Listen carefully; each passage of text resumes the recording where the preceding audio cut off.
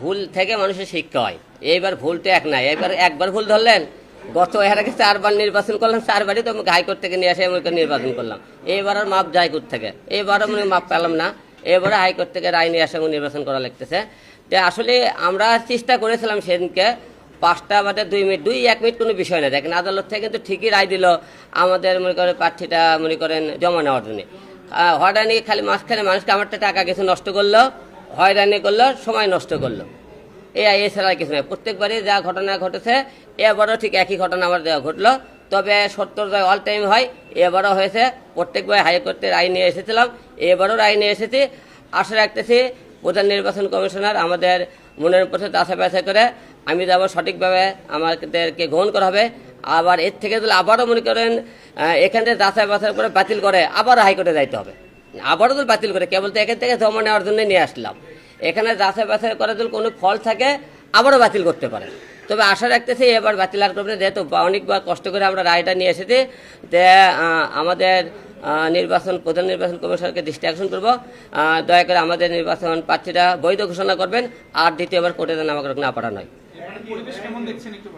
নির্বাচনের পরিবেশ একবারে ঠান্ডা হয়ে গেছে, মাঠ বুঝলাম না, কয়েকজন নির্বাচনের মাঠ দেখতেছিলাম খুব গরম ছিল, এখন থেকে কয়েকজন নির্বাচনের মাঠের কোনো আওয়াজই নাই, কি কারণে বুঝতেছি না। তবে আশা রাখতেছি সুষ্ঠু একটা নির্বাচন হবে এবার, কারণ নির্বাচন অনেক বছর যারা নতুন ভোটার হয়েছে অনেক দিন ধরে তারা কিন্তু ভোট দিতে পারে না। তো এবার আশা রাখতেছি সবাই সুষ্ঠু শৃঙ্খলাভাবে সবাই ভোট দিতে পারবে, এবং যাকে পছন্দ হবে তাকে যাতে ভোট দিতে পারে।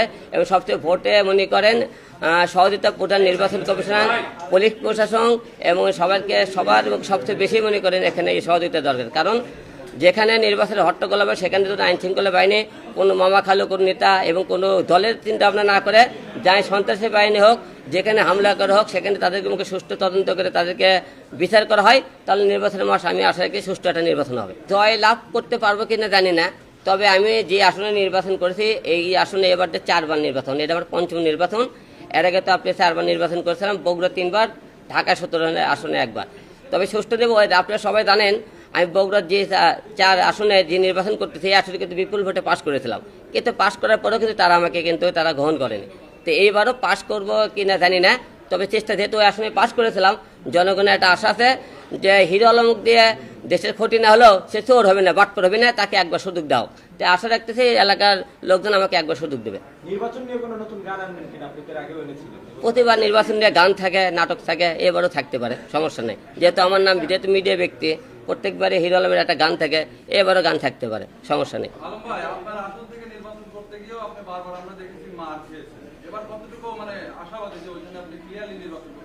আসলে রাজনীতির মাঝে মার, হামলা, মামলা এসব লাগিয়ে থাকে। এখন মনে করেন প্রত্যেকবার যেহেতু মার খেয়েছে, এবার মার খাইতেও পারি, সমস্যা নাই। তো মার খাওয়ার জন্য প্রস্তুত থাকলে, ভয় করলে তো নির্বাচন করতে পারবেন না।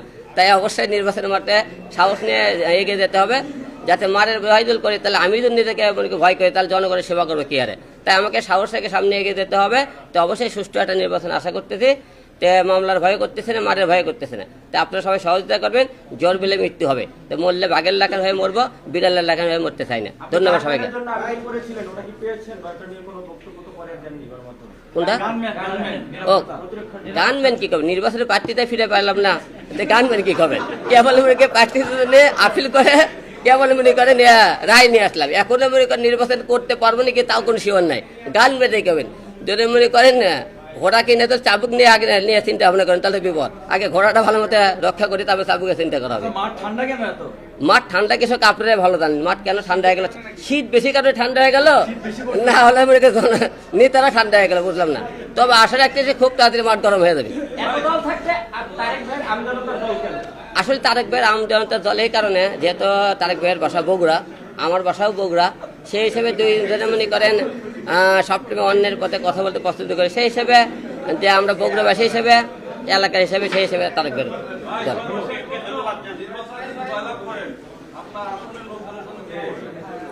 আসলে ভোটের আগে সব নেতারা বড় বড় কথা বলে আপনি ভোট করে, যে ভোটের পরে আপনারা স্কুল করে দেবো, গার্মেন্টস করে দেবো, ফ্যাক্টরি করে দেবো। ভোটের পরে কিন্তু কোনো নেতা কথা রাখতে পারে না। তাই আগে বড় বড় কোনো কথা দিয়ে আমরা নির্বাচনে মাঠে থাকতে চাই না। তো ব্যক্তিগত ফলে পরিচয় একটা শব্দ আছে, নির্বাচনের মাঠে ভালো কিছু করতে পারি, জনগণ অবশ্যই আমাদের পাশে থাকবে।